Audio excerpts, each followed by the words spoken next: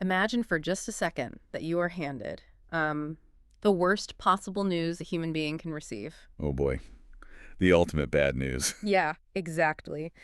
You are told with this absolute, infallible, cosmic certainty that you are going to die today.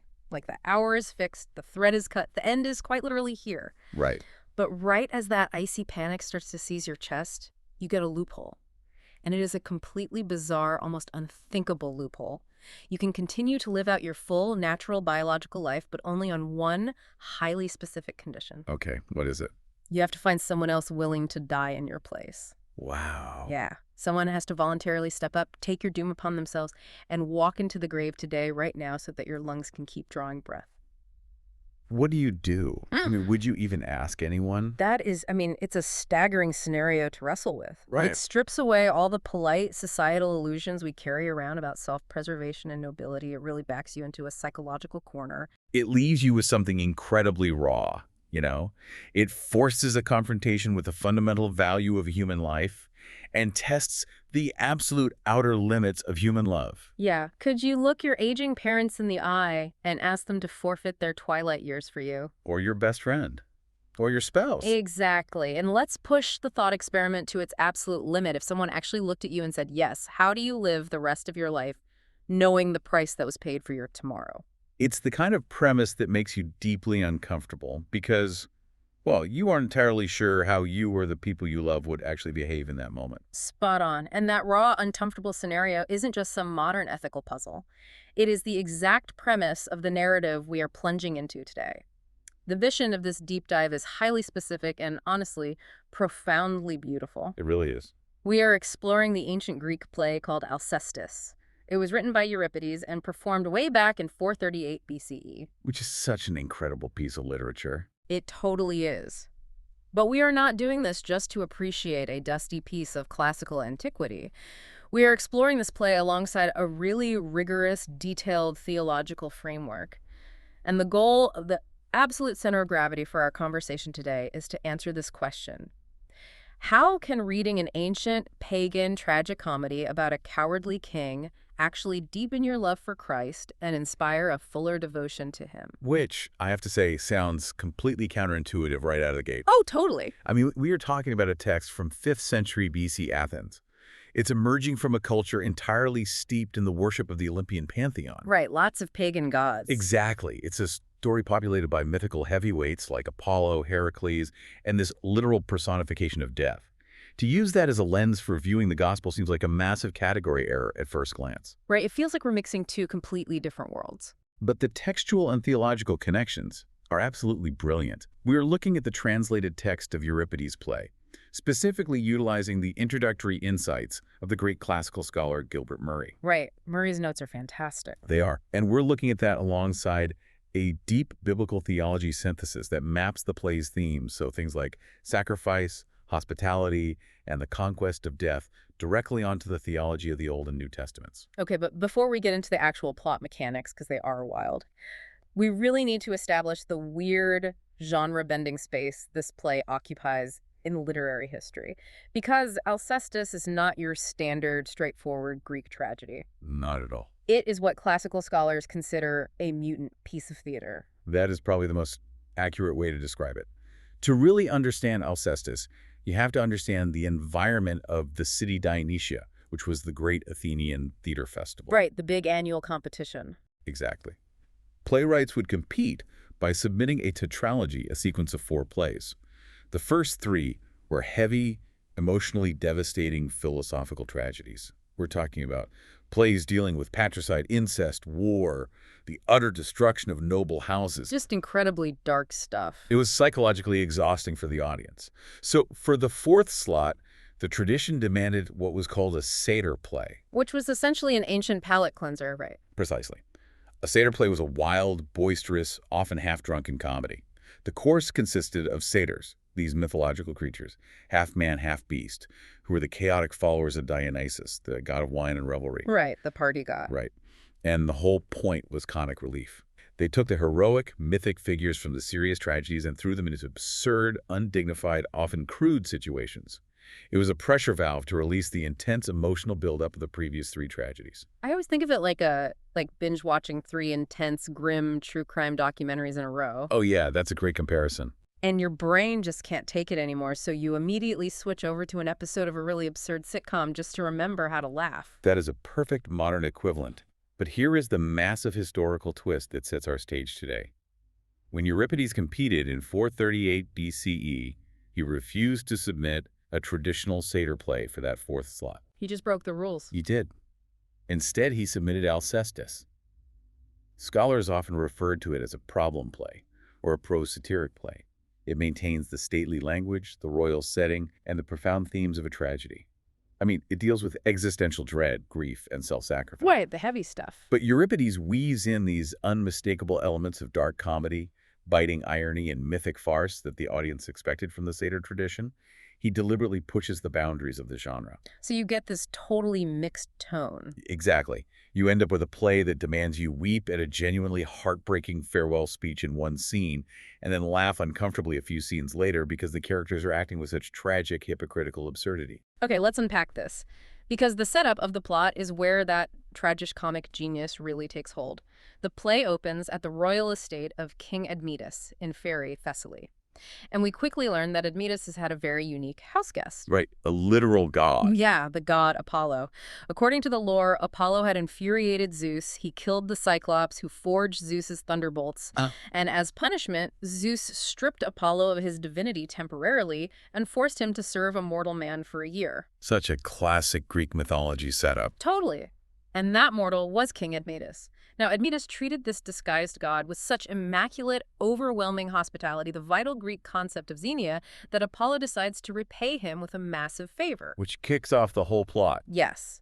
Apollo discovers that Admetus is fated to die prematurely, so Apollo decides to intervene. And how does a god intervene with cosmic destiny? He literally gets the fates drunk. Which is such a brilliant, distinctly satyr play detail. It's hilarious. It really is. I mean, the fates, or the moirai, are these ancient, terrifying primordial sisters who spin, measure, and cut the threads of human life. They answer to no one, not even Zeus in some traditions. So they're usually completely untouchable. Exactly. The idea of Apollo slipping wine to the cosmic, unflinching embodiments of destiny, getting them inebriated enough to trick them into altering a mortal's lifespan, it's pure mythological farce. It subverts the terrifying majesty of death right from the prologue. It really does. So Apollo gets them drunk and strikes a concession.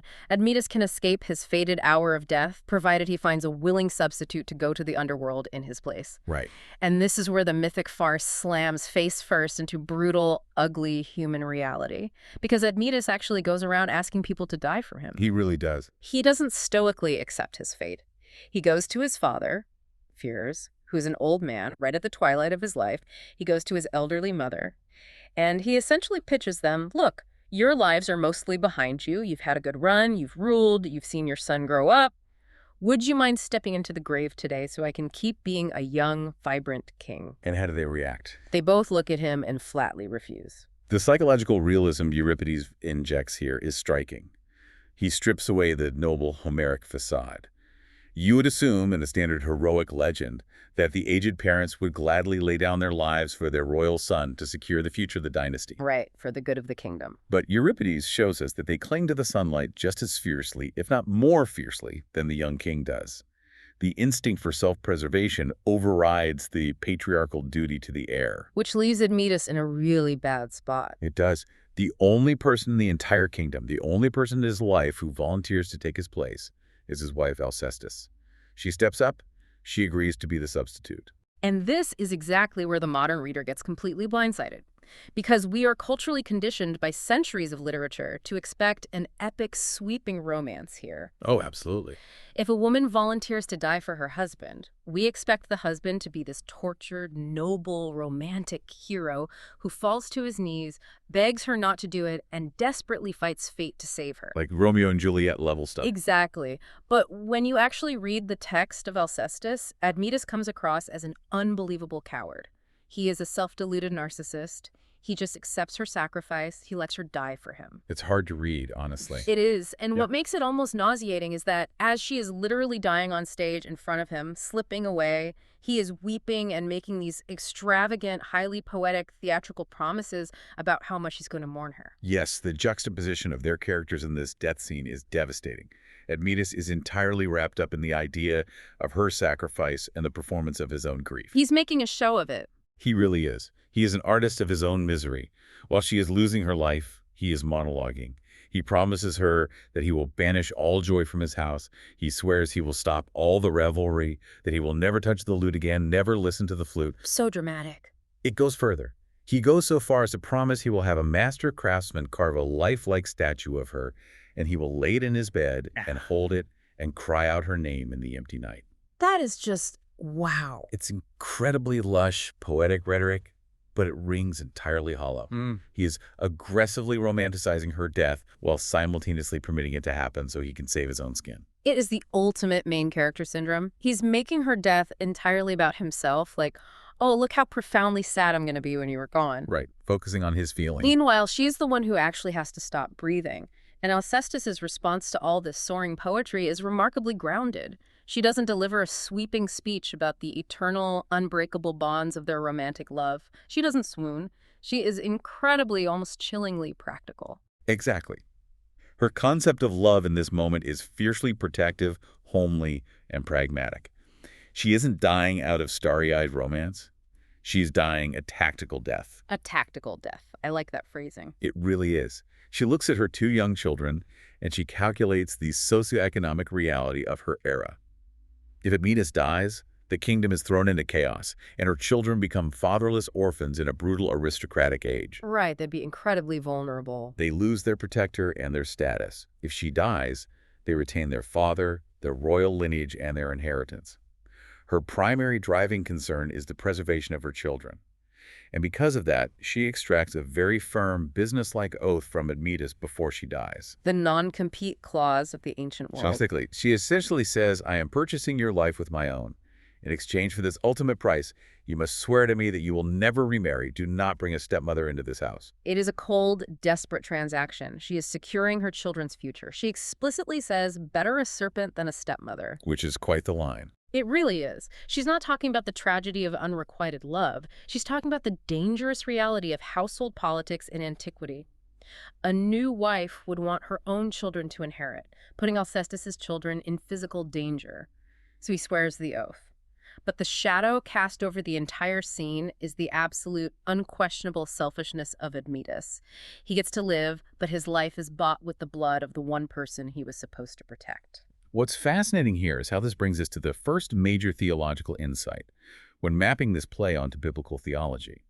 The textual analysis highlights how this deeply flawed ancient drama taps into a universal human longing. Right, the longing for a way out. Exactly. Theologians often refer to this as common grace, the concept that God has implanted certain fundamental truths, realities, and longings into the human heart and human culture, regardless of whether that culture has access to specific biblical revelation. So even the Greeks knew something was broken. Yes. Ancient pagan literature, like Alcestis, intuitively grasped a profound truth. Humanity is trapped by an inescapable doom, which is death, and desperately needs a way out. They instinctively understood the concept of substitution. The idea that someone else could take the hit. Precisely. The idea that perhaps, to escape the penalty of fate, a substitute must step into the breach and pay the price. I look at it like cultural soil preparation.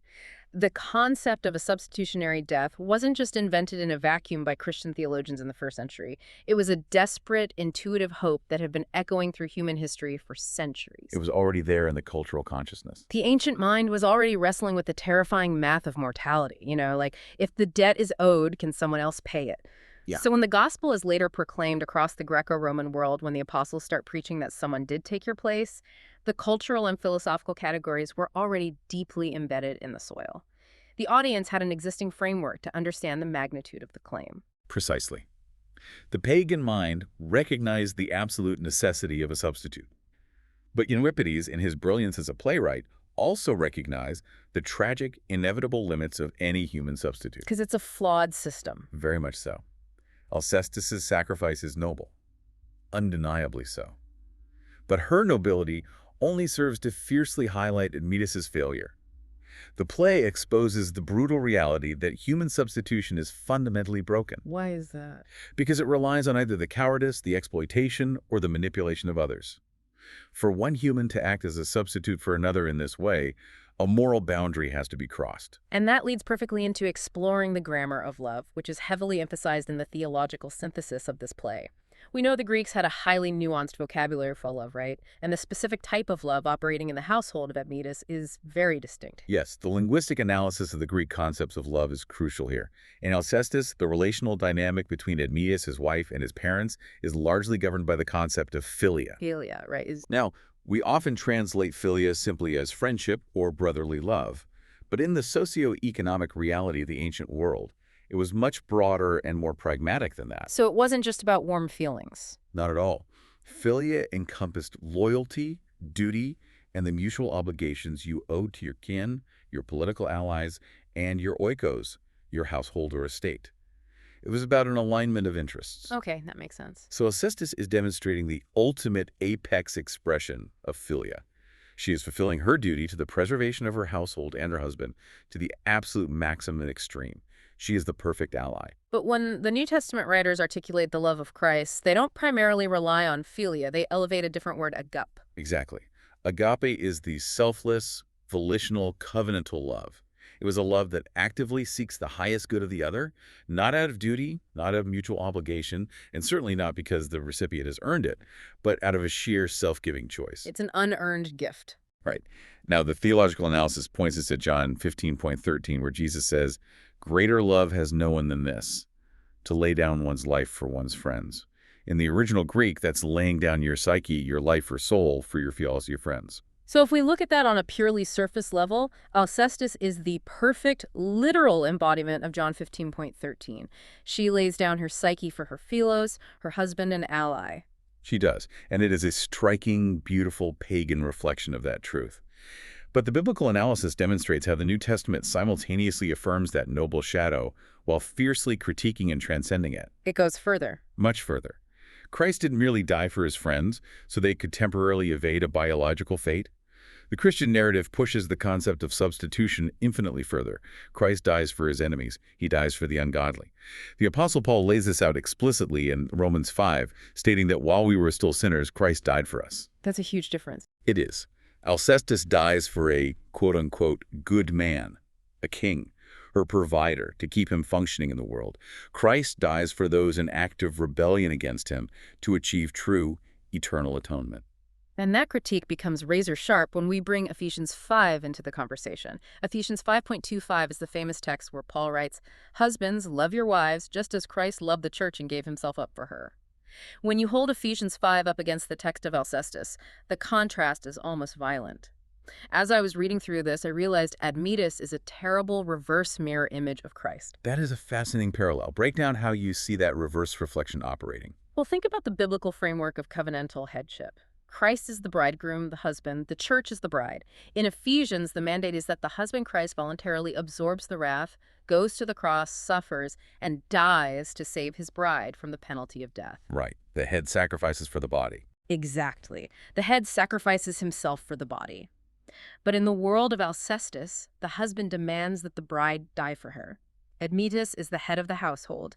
He possesses all the political and social power, and he exploits that power to allow his wife to be swallowed by the underworld so he can evade his own doom. Which is just awful. It makes his survival feel entirely illegitimate. He gets to keep breathing, but his honor, his soul is completely bankrupted by the exchange. It is a profound analogy, and it perfectly encapsulates the theological synthesis we are drawing from the text. Euripides, whether it was his conscious theological intention or just his brilliant observation of human nature, was exposing the absolute moral bankruptcy of human heroism and patriarchal entitlement. He's showing the cracks in the system. Yes, Admetus is playing strictly by the rules of his society. He's the king, therefore, his life has a higher societal value. He has the social capital to ask for a substitute. But the reality of it is gross. Exactly. When the transaction is actually executed, when the audience watches a young mother die so an older king can live, they're repulsed. Euripides forces us to see that no human substitute can ever be sufficient. because human substitution always requires a moral compromise. It necessitates the exploitation of the vulnerable. And what I love about the play is that Euripides doesn't let Admetus off the hook. He doesn't allow the audience to just shrug and say, well, that's a bummer for Alcestis, but long live the king. The resentment, the underlying hypocrisy of the entire arrangement boils over in what has to be the most explosive, uncomfortable scene in the entire play. Oh, you were referring to the funeral scene, the great agon or formal debate. Yes, the family feud at the funeral. This scene is magnificent theater. Alcestis has just died. The household is in mourning. They're preparing her body to be carried to the tomb. And who comes walking up the path? Fiers, Admetus' elderly father. The one who refused to die for him. The very man who flat out refused to take his son's place. And Fiers shows up carrying expensive robes and lavish burial gifts, offering these solemn, respectable condolences about how noble and brave Alcestis was. The audacity. Right. And Admetus absolutely snaps. He loses his mind. He explodes at his father, publicly disowning him right over his wife's corpse. He essentially screams, "Don't you dare bring gifts for my wife. You murdered her. You are an old, withered man with one foot in the grave, and you were too cowardly to die when it was your natural time. You let her take the blow for you. You are no father of mine." It is a moment of pure, unadulterated projection. Completely. Admetus is taking all of his own crushing guilt, his own self-loathing, and his repressed cowardice, and hurling it at his father. But Fiers is not a punching bag. As Gilbert Murray notes in his commentary, Fiers is not an admirable character here, except perhaps in his sheer fighting power and rhetorical ruthlessness. He doesn't hold back. Not at all. Fiers fires back with a brutal, cynical honesty that completely dismantles Admetus' fragile self-respect. Fiers verbally eviscerates him. He strips away every poetic delusion Admetus has been hiding behind. It is so modern in its psychological takedown. I want to capture the exact vibe of Fiers' argument. Go for it. He looks at his son and says, "I gave you life. I raised you. I gave you my throne, my lands, my wealth. But there is absolutely no law in Greece that dictates a father must die for his son. I love the sunlight just as much as you do." It's so blunt. And then he goes for the jugular. He says, "You want to lecture me about cowardice? You are the one who murdered your wife so you could stretch out your miserable lifespan. You found a brilliant trick, Admetus. You'll never have to die, as long as you can keep finding foolish, loyal women to step into the grave for you." If we connect this to the bigger picture, it is devastating, inescapable critique. Fiers forces Admetus to look in the mirror. He exposes the undeniable truth. Admetus is a coward who is only alive because he allowed someone else to pay a debt that was entirely his own. Yeah, the truth hurts. And it is right here, in this shattered relationship, that the theological analysis connects the play directly to the Hebrew Scriptures. Admetus' profound regret and the catastrophic fallout of his bargain perfectly illustrate the Old Testament wisdom regarding misplaced trust. I instantly think of Psalm 146.3. Do not put your trust in princes, in human beings who cannot save. Exactly. Admetus put his ultimate trust in a cosmic loophole, and he placed the impossible burden of his salvation upon a mortal human being. And what is the fruit of that trust? A family completely torn apart, a dead wife, a traumatized household, and a king whose honor is turned to ash. It's a total disaster. The play brilliantly exposes the utter failure of human self-reliance. Admetus believed he could bargain with fate. But from a biblical worldview, you cannot bargain with death because death is not merely an arbitrary biological event or a whim of the fates. Death is the consequence of a moral and ontological reality. Because of sin. Yes. As Paul argues in Romans 5.1, sin entered the world through one man and death through sin. Yeah. Death is the penalty for sin. It's an indictment, not just a biological expiration date. You can't treat death like a toll booth on the highway of life where you can just hand someone else a coin and tell them to drive through it for you. Precisely. You cannot just swap biological bodies to satisfy a cosmic quota. The penalty of sin must be paid, and it requires a specific kind of payment. Human substitution fails at the most fundamental level because every human being is already under the sentence of death for their own sin. Right. Fiers can't die for Admetus because he owes his own debt. Exactly. Fiers cannot die to save Admetus because Fiers owes his own life to death anyway. He has no surplus life to give. Alcestis' death is a profound tragedy precisely because, in the moral logic of the play, she shouldn't have to die for his debt. The analysis leans heavily into Isaiah 53 here, the defining text of the suffering servant, to explain the mechanics of true substitution. Yeah. He was pierced for our transgressions. He was crushed for our iniquities. The punishment that brought us peace was on him, and by his wounds we are healed. Yes. When we delve into the Hebrew text and the Greek Septuagint translation of Isaiah 53, we find the canonical bridge that pagan literature intuitively reached for but could never construct. The missing piece. In Isaiah, true substitutionary atonement is not a tragic, cowardly bargain made to evade fate. True substitution must be penal. It must actually absorb and atone for objective moral guilt. And it must be divinely purposed. That's not a trick. No, not at all. The suffering servant doesn't just swap bodies. He voluntarily takes the actual iniquity of us all upon himself. It requires a sacrifice of absolute, unblemished purity to satisfy the demands of divine justice, not a mythic loophole to cheat a grim reaper. And the contrast in the results is staggering. Admetus's reliance on a flawed human substitute leaves him broken, ashamed, and alienated. Christ, as the perfect substitute, as outlined in Isaiah and fulfilled on the cross, achieves actual reconciliation. The text says, the punishment that brought us peace was on him. Admetus definitely doesn't get peace. No, he just gets a longer, significantly more miserable existence. Which is the perfect psychological setup for the second half of the play. Because just when the tragedy seems absolute, just when Admetus's ego is destroyed and his house is drowning in a sea of grief, Euripides shifts the genre on us again. The satyr element comes crashing through the front door. Here's where it gets really interesting. This is where the tone gets incredibly bizarre and intensely interesting.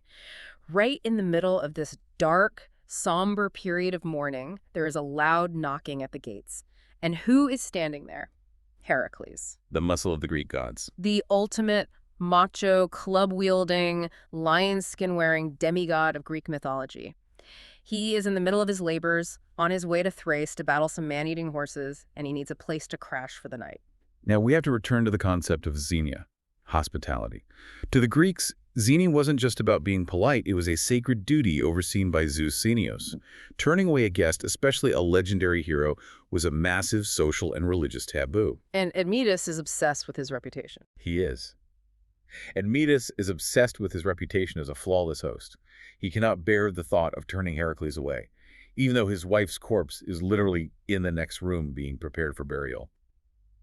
So, driven by this pathological commitment to his reputation, Admetus lies. He just lies to Heracles' face. He intentionally deceives his guest. He admits that a woman has died in the house, but he carefully manipulates his words to make Heracles believe it was just a distant relative or an unimportant servant, certainly no one important enough to cancel a royal feast for.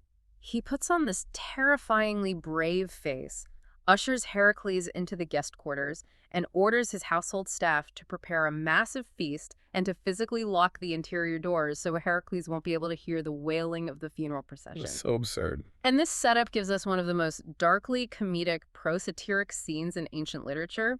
We shift perspectives to one of Admetus' servants who has been assigned to wait on Heracles in the guest hall, and this servant is absolutely miserable. Poor guy. He loved Alcestis, he is secretly weeping for his dead queen, and he is forced to pour wine for this massive, sweaty, oblivious hero. The servant's monologue is a masterpiece of comic contrast. He is complaining bitterly to the audience that Heracles is the most obnoxious guest they have ever hosted. Yeah. Heracles is constantly demanding more roasted meat. He bypasses the normal wine cups, grabs a massive ivywood vat of unmixed wine, which the Greeks considered barbaric, and just guzzles it. Just chugging it. He gets roaringly drunk. He weaves a wreath of myrtle flowers, shoves it on his head, and starts bellowing these boisterous, off-key drinking songs at the top of his lungs, completely unaware that the servant pouring his wine is actively fighting back tears. It's grotesque. It is this absurd juxtaposition of the roaring, drunk hero and the weeping, traumatized servant. Finally, the servant hits his breaking point. He can't maintain the lie anymore. He snaps at Heracles, tells him to show some basic human respect, and drops the bombshell. The woman who died today wasn't a stranger. It was Alcestis, our queen, Admetus' wife. And that revelation hits Heracles like a physical blow.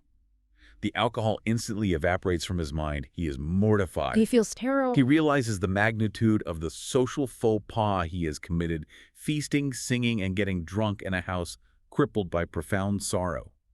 He realizes that Admetus hid the devastating truth out of this extreme, almost unnatural dedication to hospitality. And Heracles, operating on the heroic code, decides he must balance the scales. He must repay Admetus for this overwhelming, albeit misguided grace. And his proposed solution to balancing the cosmic scales is so perfectly, crudely Herculean. He doesn't go to a temple to pray to the gods. He doesn't attempt a complex magical ritual. He literally looks at the situation and says, I'm going to go down to the graveyard. I'm going to hide behind a tombstone, wait for death to show up to drink the blood of the burial sacrifices, and then I'm going to jump out and put him in a headlock. He intends to physically ambush Thanatos. Now, it is crucial to understand the ancient Greek conception of Thanatos here. Thanatos is not Hades, the grand, untouchable king of the underworld. Right, he's more like an agent. Thanatos is the personification of death, described in the text as a winged, black-haired priest of Hades. He is a grim reaper figure who physically comes to sever a lock of hair from the victim to claim them for the underworld. Heracles' plan is to physically assault this supernatural being, grapple with him, and crush his ribs until Thanatos yields and gives Alcestis back to the world of the living. It is a visceral comic book image, the brawny hero wrestling the winged priest of death in the dirt of a graveyard. But our theological analysis insists we contextualize this mythic brawl within the broader framework of ancient literature, specifically focusing on ancient Near Eastern, or ANE, mythologies, because Heracles isn't the only figure in the ancient world who supposedly beats death, is he? Far from it. When analyzing the claims of Christianity, one must grapple with the fact that there were loose parallels to dying and rising gods throughout ANE literature. For example, in Sumerian mythology, you have the famous descent of Inanna. Inanna goes to the underworld, is killed, and her consort Dumuzi eventually has to substitute for her so she can return to the heavens. In Egyptian myth, you have the pervasive story of Osiris, who is murdered and dismembered by his brother Set, but is then magically reassembled and revived by Isis to become the lord of the afterlife, ensuring the agricultural fertility of the Nile. Okay, this is where I need to genuinely push back and play devil's advocate for a second. Please do. Because if the ancient world is already utterly saturated with these stories, gods dying and rising, heroes substituting for each other, Heracles physically wrestling death in the dirt, how is the Christian claim of Jesus conquering the grave fundamentally any different? Why shouldn't a modern reader look at the gospel resurrection account and say, this is just the Osiris or Heracles myth repackaged for a first-century Jewish audience? That is the pivotal question, and it's a critique that has been leveled at Christianity since the late 19th century by the History of Religion school. But the theological framework we are working with provides a critical structural distinction between these ANE myths and the biblical narrative. Okay, what's the distinction? The ANE myths, like those of Osiris or Dumuzi, are fundamentally cyclical. They are vegetative agricultural fertility metaphors. The god dies when the crops wither in the scorching dry season, and the god rises when the seasonal rains return and the earth becomes fertile again. It is a mythological etiology for the changing of the seasons. It happens every single year. Ah, I see. So they aren't claiming an actual linear historical event that changed the cosmos forever. They're just using myth to explain why the wheat grows and dies. Exactly. It's the mythic eternal return. And when we look at Heracles and Alcestis, his victory over death is based entirely on a physical, localized combat. And crucially, this is the fatal flaw in the pagan shadow. The victory is only temporary. Right, because she's still human. Heracles wrestles Thanatos, cracks his ribs, and drags Alcestis away. But she is still a mortal woman composed of flesh and blood. She's going to age. Her cells will degrade. And eventually, she's going to have to die again. Death has merely been delayed. It has not been defeated. The underlying ontological power and authority of death remain completely unbroken. That distinction changes everything. Heracles won a wrestling match, but he didn't cure the disease of mortality. He just bought her a few more years on the clock. Which leads us directly to the final scene of the play, which has to be one of the strangest, most uncomfortable, and uneasy happy endings in the history of Western literature. It is deeply unsettling. Heracles returns to the royal estate from the graveyard, and he brings a woman with him. But this woman's face and body are completely obscured by a thick, heavy veil. And Heracles plays this cruel, almost sadistic trick on Admetus. He walks in and says, hey, I just won this woman as a prize in a local wrestling tournament. I have to go to Thrace to fight those man-eating horses, so I need you to keep her here in your house, protect her until I get back. Which is a massive test for Admetus. And Admetus is horrified. He recoils. He just swore a binding deathbed oath to his wife that he would never take another woman into his home.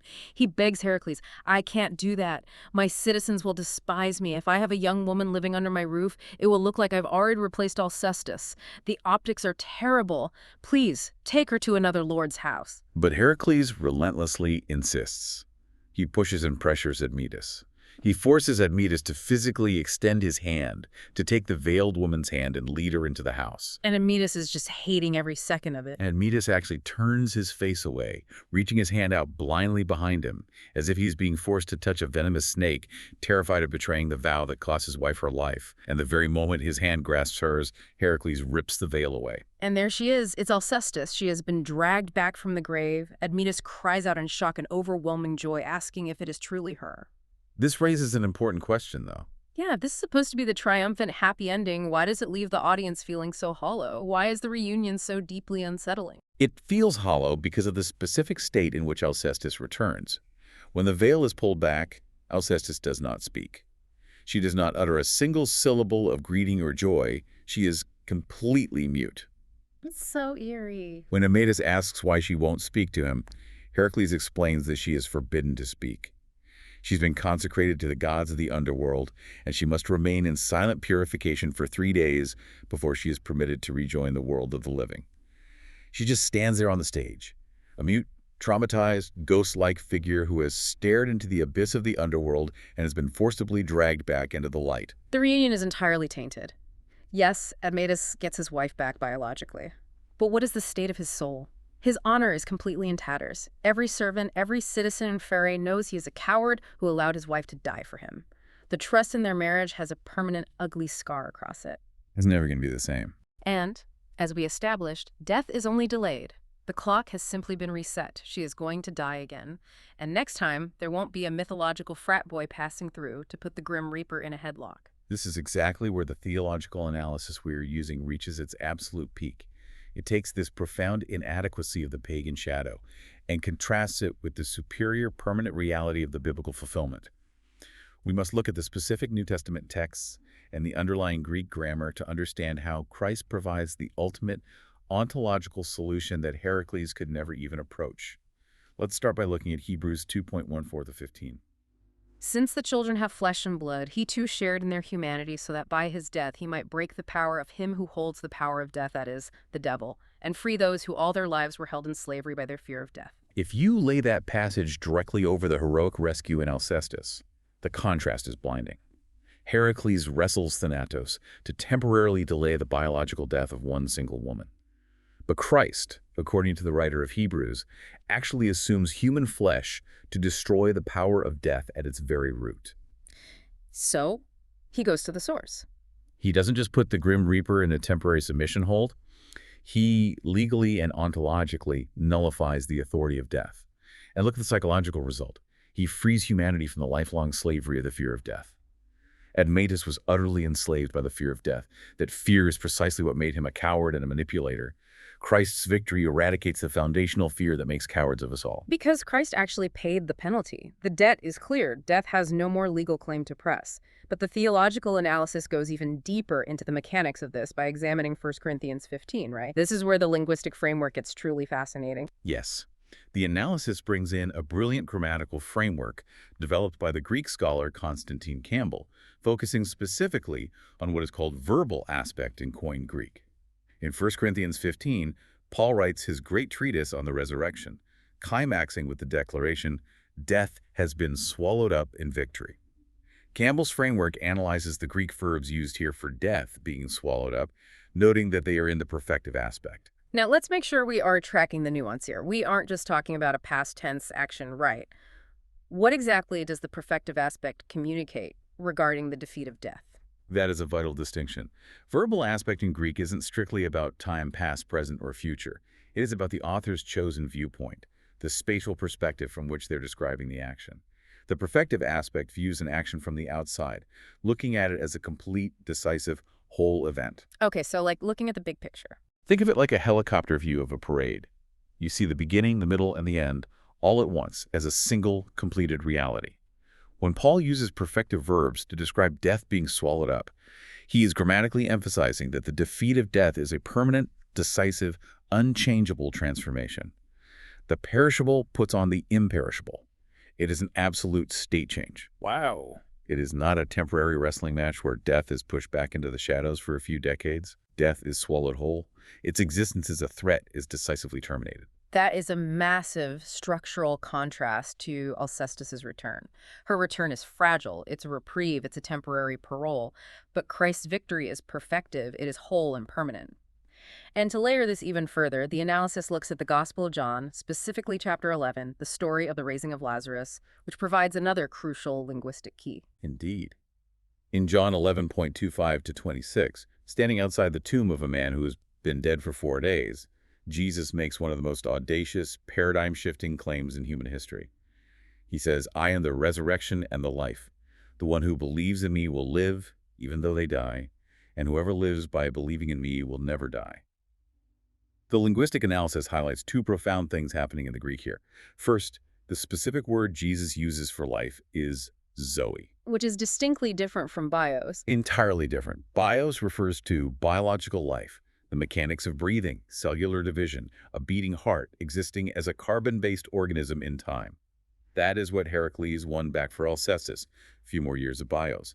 But Zoe, especially in Johannine theology, implies an eternal, qualitative life that flows directly from the uncreated nature of God. So it's a completely different category. It is a fundamentally different kind of life. It is the indestructible, abundant life of the Creator shared intimately with the creature. And Campbell's verbal aspect framework applies to this passage as well, doesn't it? But we aren't dealing with the perfective aspect anymore. Correct. The analysis notes that the verbs for living and believing in Jesus' statement, "Whoever is living and believing in me," are in the imperfective aspect.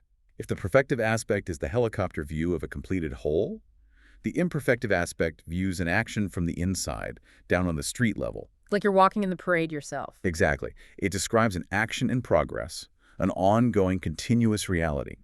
By using the imperfective aspect, the text grammatically emphasizes that the believer's participation in this Zoe life, this victory over death, is an ongoing, permanent, unbreakable state of being. It's not merely a past historical event you look back on. It is an eternal, continuously unfolding reality that you inhabit. So what does this all mean? If we take all of this, the Greek theater, the cowardly king, the failure of human substitution, the mythic wrestling match, and the intricate Greek grammar of the New Testament, let's bring it all back to the central mission of our deep dive. We started by asking how reading this bizarre, ancient tragicomedy could actually deepen your devotion to Christ. It deepens our devotion because Alcestis reveals the exact shape of the gaping hole in the human heart. It shows us a pagan culture intuitively, desperately grasping for the absolute necessity of a substitute and longing for a final victory over the grave. Yeah, they knew what they needed, they just didn't have it. But simultaneously, it exposes the terrifying, tragic inadequacy of attempting to fill that hole with human means. It teaches us that without Christ, our best, most noble human substitutes, even a fiercely loyal, incredibly grounded wife like Alcestis, will ultimately end in tragedy and moral compromise. And without Christ, our greatest mythic heroes, even a powerhouse like Heracles, can only offer a temporary band-aid on a mortal wound. They can only delay the inevitable. I see it like this. Alcestis is a blurry, distorted shadow cast on the rough wall of human history. It's pointing toward a massive, brilliant reality that the ancient Greeks couldn't quite see or comprehend yet. It is the sound of humanity screaming out in the dark for a savior. We need a perfect substitute who isn't tainted by cowardice. We need a hero strong enough to actually shatter the gates of the grave, not just wrestle the grim reaper for a few extra minutes of biological breath. And Christ is that brilliant reality. He is the substance that casts the shadow. He is the sinless substitute who does not exploit us to save himself, but rather gives himself entirely to save us. He doesn't cheat fate. He actually pays the legal debt of sin that gives death its sting. And he is the ultimate triumphant hero who shatters the power of the grave perfectly and permanently, granting us not just a temporary extension of bios, but an eternal, intimately shared Zoe. That is the ultimate realization. Reading this play exposes the absolute limits of human loyalty and the futility of our attempts to cheat mortality. The play intentionally leaves you feeling uneasy because, deep down in your bones, that Admetus' solution is broken. It forces you to crave a better answer. It creates a profound intellectual and spiritual thirst that only the historical reality of the gospel can quench. It prepares the mind to hear the Christian message and say, Yes, this is the mechanism we have been searching for. This is the substitute we actually need to satisfy justice and conquer fear. As we close, I want to leave you with one final provocative image to mull over, something that synthesizes everything we've unpacked today. Think back to that deeply unsettling final scene of the play. Think about the image of Alcestis returning from the underworld. She is alive, yes, but she is entirely veiled. And silent. She is completely terrifyingly silent. She is a traumatized, ghost-like figure, cut off from the joy of the living, standing awkwardly in a household that has been permanently stained by her husband's cowardice. Her return from death is a heavy, somber, almost oppressive thing. It's just so tragic. Now, I want you to contrast that pagan shadow with the historical reality of the resurrected Christ in the Gospels. When Jesus returns from the grave, he is not veiled, he's not hiding his face, he is not silent. He returns speaking the actual names of his friends, looking at a weeping woman in the garden and simply saying, "Mary." He returns breaking bread with his terrified disciples. The contrast is beautiful. He is standing on the beach at the break of dawn, cooking fish over a charcoal fire, eating with them, restoring Peter's broken honor. And crucially, he bears the physical scars of his crucifixion. But he does not bear them as a sign of trauma or defeat or a narrow escape from the underworld. He bears those scars as the eternal, undeniable proof of his self-giving love and his absolute victory. That's amazing. Think back to the thought experiment we started with. The desperate search for a loophole. The paralyzing fear of the ticking clock. If an ancient Greek audience could find even a glimmer of hope, a brief moment of catharsis, in the silent, temporary, flawed return of a mortal woman, in the silent, temporary, flawed return of a mortal woman, how much more should you rejoice in the speaking, eternal, and living presence of the risen Lord? A Lord who willingly took your place, who legally and permanently conquered your grave, and who calls you by name into an indestructible, abundant life.